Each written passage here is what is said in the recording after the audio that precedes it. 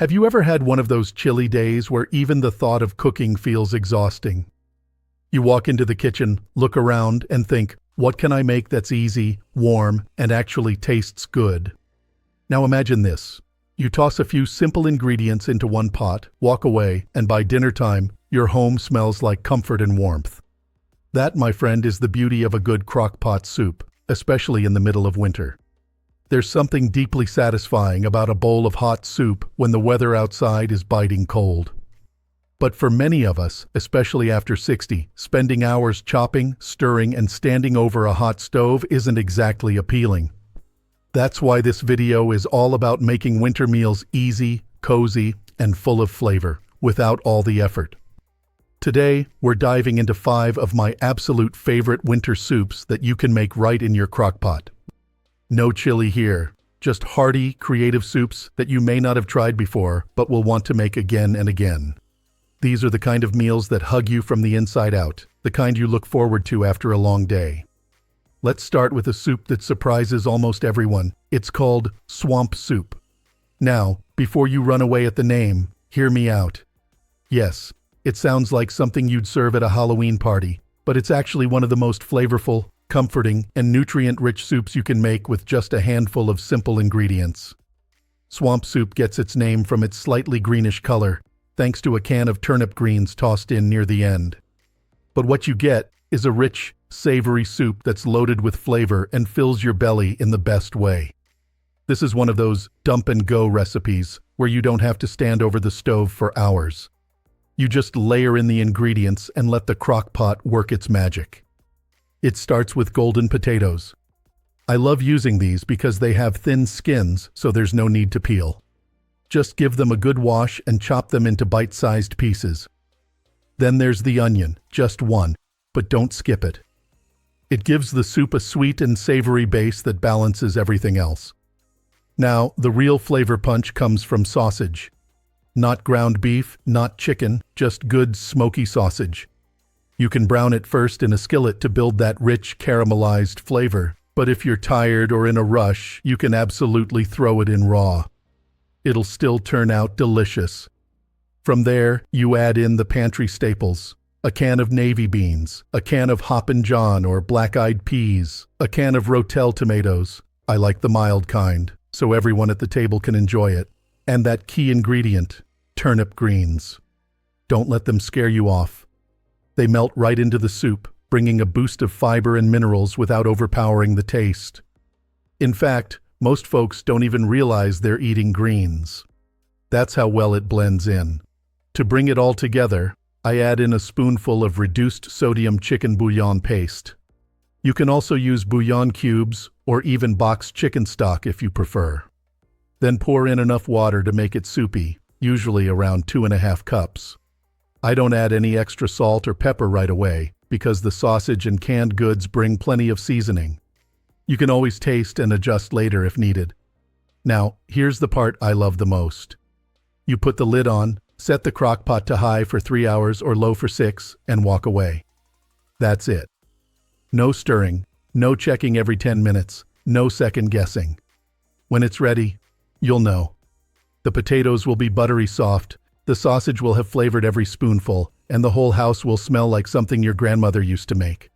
I always say, this is the soup that fools people. They see it and think, what on earth is that? Then they take a bite and suddenly they're going back for seconds. It's got a little kick from the tomatoes, a creamy texture from the beans, and that deep, smoky goodness from the sausage. It's rich, satisfying, and somehow still feels light enough that you don't feel sluggish afterward. And of course, you've got to serve it with a little something on the side. Cornbread is a classic choice, especially if you let it soak up some of that broth. But crusty bread works too. Something with a bit of crunch to contrast the soft soup. Either way, you're in for a treat. If you're someone who wants hearty meals without all the hassle, this soup belongs in your regular rotation. It's inexpensive, it feeds a crowd, and it freezes beautifully. You can make a big batch, enjoy it for dinner, and tuck the rest away for another cold day. That's what I call a smart meal. Now, once you've had your fill of swamp soup and you're ready for something a little richer, a little creamier, and just downright indulgent, you're going to love what's next. There's just something about winter that calls for comfort food. And when I say comfort, I mean creamy, cheesy, warm you to your bones kind of comfort. The kind that makes you close your eyes after the first spoonful and say, "Oh yes, this is exactly what I needed." So if swamp soup was the quiet underdog that surprised you, the next soup is more of a showstopper. It even sounds luxurious. We're talking about $1,000,000 soup. And no, you don't have to spend $1 million to make it, but the flavor will sure make you feel like you hit the jackpot. This one is rich in the best way. It's like if potato soup and cheddar broccoli soup had a cousin who won the lottery. That's $1,000,000 soup. It's velvety, full of cheese, and totally satisfying. Best of all, it's another crock-pot meal, which means the hard work is minimal. You can have something decadent without slaving over the stove for hours. Now the trick to getting that richness is starting with a solid base. I like to sauté a little onion and celery in a bit of butter first. Not absolutely necessary, but it really does boost the flavor. It's that step that makes it taste homemade rather than straight from a can. And the smell? It fills the kitchen with that buttery, comforting aroma that makes you feel instantly cozy. After that, you add in your chopped potatoes.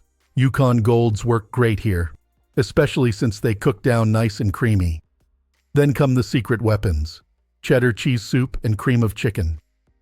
Now I know what you're thinking. Canned soup? Really? But trust me, these shortcuts work like magic in a slow cooker. They save time, and they blend beautifully into the broth without curdling or clumping. Then you pour in the chicken stock. Go for low sodium if you're watching salt, and season it just a bit. I like to use a touch of onion powder, garlic powder, and just a pinch of Cajun seasoning. Not too much. Just enough to add a little depth, a little warmth in the background.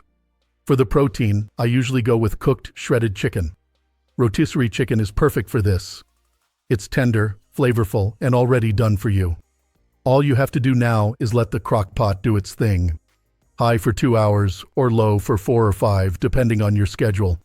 Now, here comes the part that takes this soup from creamy to $1,000,000 level. Once everything is soft and melded together, you stir in some shredded mozzarella, preferably the kind that's mixed with a little cream cheese and a generous scoop of sour cream. But don't add these too early, or they might separate. Wait until the end, when the soup is already hot and smooth. When that cheese melts into the broth, it becomes this silky, rich texture that just hugs every bite. Ladle it into a bowl, top it with a sprinkle of shredded cheddar, maybe some crumbled bacon if you have it, and a few chopped green onions for color. And if you want to go the extra step, grab a handful of buttery crackers, Ritz works great, and serve them on the side or even crushed on top. That first bite will make you smile. The potatoes are soft, the broth is cheesy but not heavy, and there's a little hint of spice that lingers just enough to warm you up. It's the kind of soup that doesn't just fill your stomach, it lifts your mood. It reminds you that food doesn't have to be complicated to feel special. Now, if you've ever had a cheeseburger and thought, "I wish I could eat this with a spoon," then get ready. Because next up is one of the most fun soups I've ever made: Cheeseburger Soup. And don't laugh, it works. Oh, it works so well. It starts like you'd expect, with ground beef. You brown it in a pan first, just like you're making a real burger. Drain off the extra grease, then toss it into your crock pot with chopped potatoes and onions. Again, Yukon Golds are my favorite. They hold their shape but still get tender and creamy. Next comes the cheesiness. Just like in the last soup, we're using cheddar cheese soup here. But instead of chicken stock, I go with beef stock to give it that real burger flavor. Then you add diced tomatoes. I like the fire-roasted kind because they mimic that grilled flavor you'd get from a burger cooked over a flame. A little tomato sauce adds depth, and now you're getting those classic cheeseburger ingredients all in one pot. But here's where it gets really fun. You stir in a bit of ketchup and mustard. Yes, you heard me right. Ketchup and mustard in soup. It sounds strange at first, but once you try it, it just makes sense. They're the backbone of any good burger, and when they mix with the beef and cheese in the soup, it tastes exactly like a cheeseburger, just cozier. Cook it low and slow, just like the others, until the potatoes are soft and everything is bubbling together. Then you stir in some real shredded cheddar to bring it home. Top with pickles. Yes, pickles. Chopped up and sprinkled on top like a garnish. It gives that little crunch, that salty pop that makes it unmistakably cheeseburger. The first time I made this soup, I was skeptical. I thought, this is either going to be brilliant or a total mess. But it was brilliant. Everyone at the table loved it, even the ones who say they don't like soup. It's hearty, fun, and full of nostalgia. It takes you back to summer barbecues, without having to leave your cozy kitchen. When you're retired or just slowing down a bit, meals like these make life easier and more enjoyable. They don't require a lot from you, just a little prep and some patience. But they give back tenfold. A crock-pot full of soup means leftovers, comfort, warmth, and often memories. And that's something worth making room for. By the time winter really settles in, there's usually one thing many of us crave more than anything else, and that's familiarity. The kind of meal that reminds you of family kitchens, slow Sundays, and food that didn't rush you. That's exactly what comes to mind when I think about ham and bean soup. This is one of those soups that feels like it's been around forever, and for good reason. It's hearty, nourishing, and deeply comforting without being heavy or complicated. If you've ever cooked a holiday ham and wondered what to do with that leftover bone, this soup is your answer. That ham bone is pure gold. It holds so much flavor, and when you let it simmer slowly, it gives the entire soup a depth that you just can't get from diced ham alone. This is one of those little kitchen secrets that makes all the difference. The beauty of this soup is how simple it really is. You start with basic vegetables, onion, carrot, and maybe a little celery if you have it on hand. Even the celery leaves are welcome here because they carry a lot of flavor. Everything goes straight into the crock pot. No fancy prep, no standing around. Then come the beans. A bag of mixed dried beans works wonderfully, especially the kind with several varieties. Soaking them overnight helps them cook evenly and become tender and creamy. I like adding an extra can of white beans as well, just to balance things out and give the soup a smoother texture. Once the beans are in, the ham bone goes right on top, along with any juices that came with it. That's flavor you don't want to waste. A little garlic, a bay leaf or two, and plenty of broth are all you need. I don't add much salt at first, because the ham does most of the work there. This is a soup that takes its time. It's meant to cook slowly, filling the house with that unmistakable smell of something good happening. Low and slow is perfect here, especially if you're heading out for the day or just want dinner to take care of itself. When it's done, the beans are soft and creamy, the vegetables have melted into the broth, and the ham has fallen right off the bone. You pull out the bone, chop up the meat, and stir it back in. What you're left with is a thick, satisfying soup that feels rich, even though there's very little added fat.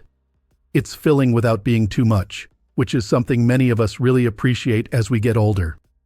This is the kind of soup that pairs beautifully with cornbread or a slice of crusty bread. A little bit of heat from hot sauce, maybe some fresh herbs if you like, and you've got a bowl that feels like a warm hug. It's dependable, nourishing, and deeply comforting, the kind of meal that makes winter feel a little softer. Now, after something so classic and cozy, it's nice to switch things up with a soup that's bright, flavorful, and just a little playful. That's where chicken tortilla soup comes in.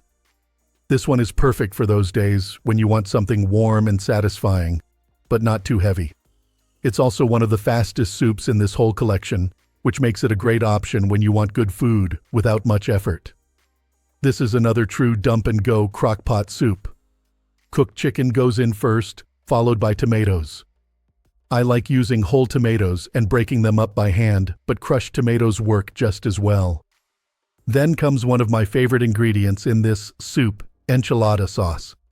It brings so much flavor to the broth without needing a long list of spices. It's rich, slightly smoky, and gives the soup that unmistakable southwestern warmth. A little chicken broth, some green chilies, frozen corn, and a bay leaf round things out. Then, just a pinch of cumin, chili powder, salt and pepper. Nothing complicated. Because most of the ingredients are already cooked, this soup doesn't need hours and hours. An hour or two on high is often enough to let everything come together. Now, the tortillas are what really make this soup special. Instead of just serving chips on the side, you can make simple tortilla strips that go right into the soup. Corn tortillas cut into strips, tossed with a little oil, and baked until crisp. They're inexpensive, easy, and they transform once they hit the broth. Some stay crunchy, some soften, and together they become almost like noodles, soaking up all that flavor. When you build your bowl, you can add those tortilla strips on the bottom, on the top, or both. A little shredded cheese, some fresh cilantro, maybe a spoonful of sour cream if you enjoy it. What you end up with is a bowl that feels vibrant and comforting at the same time. It's warming without being heavy, and it's full of flavor without being overwhelming. What I love most about all 5 of these soups is how well they fit into everyday life, especially as we get older and start valuing simplicity more. None of these recipes require perfection. You can adjust them, make them your own, and work with what you have. That's the beauty of cooking this way. It's forgiving.